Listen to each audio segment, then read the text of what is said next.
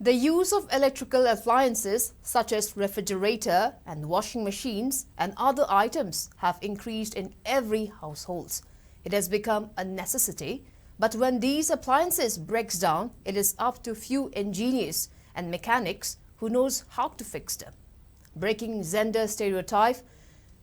Sangbanabi Oinam, a young field engineer, has successfully taken up the role of fixing these home appliances, earning good income out of the profession. SKTV News Chief Reporter Ketrimim Premchand brings you an exclusive report. Let's take a look.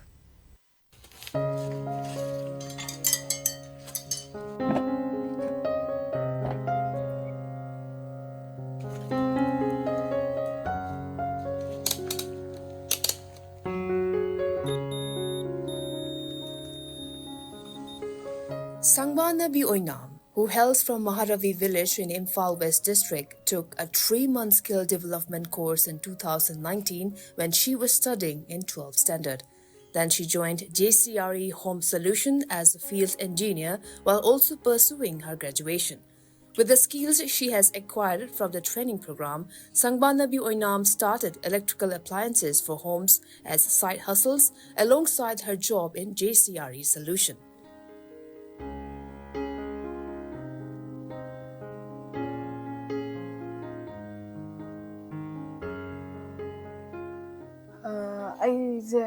Sumana koi Sangmai Center JCRE Center ama layeba sida moigi free course oina sumana lakpa matamda aina computer tamba chapa matamda thengnarakiba service ne ba adu sida sumana field engineering gi course khara lai RACW gi course khara lai hana haibu da aina happy try tawbane adu koi mi 30 tamina ko matamda ai tomta nupi dum oigi adu ngasi adagi koi 30 dudagi manungda ai tomda nupi oire adu tum tamaga tha hum khakki course se tawraga free course se tawraga field dum laaga dum work se dum tawbangam job placement pi pa matamda JCRE home solution da job placement pi bi re ba adu training loiraga dum continue se dum field chat pa hawe DTC gi lam se da experience ta field da tara ai gi training du khaktana dum lapung bha badi oi gi de adu tara su tamma kanda chala kanda magi problem khudi makse adum tam dum khangi e ba adu hujik dum ai no problem lai try tare dum loina sem bangam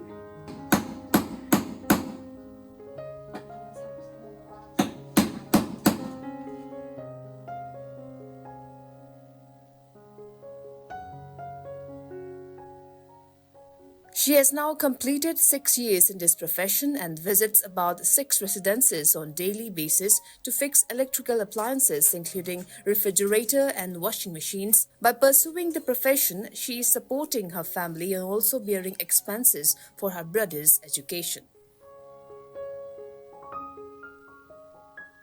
Fridge washing machine sina namna field chalaga seme ba adu atopa rice cooker gumba adagi atopa home appliance masa singse sisina dum yumda natraga koi in house office ta gumba dum semjai ba induction gumba sina manung da dum seme adu duga akoi gi sugumba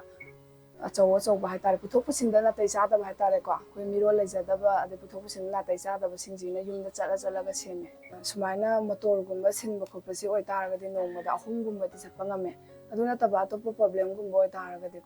nongmada yamabada taruk pokti dum sem sapangam aduga lam leiriba jaga haitare service tugi area tugi makha su pole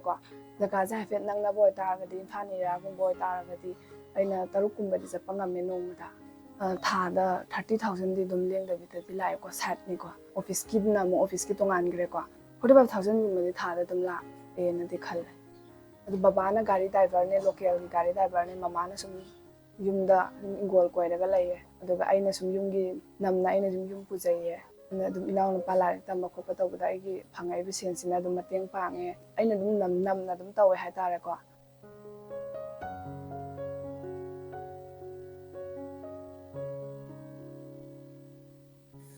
Sangbanabi Oinam has appealed the youths in the state to utilize their time wisely and to take up any skill and aim for financial independence.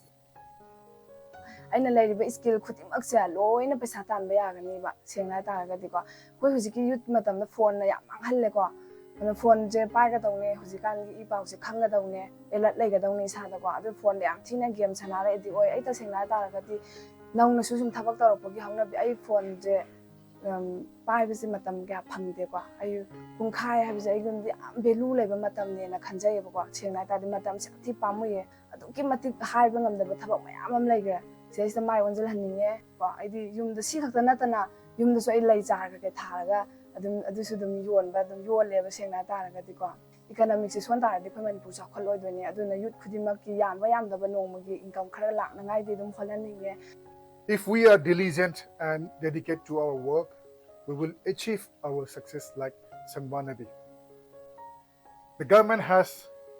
sanctioned significant funds for skill development program. So what are our youths waiting for? Let's not waste our time and let's become the skilled individuals and live sustainable life. With camera person Vital Yambem, this is Premchan reporting for SKTV News, Imphal.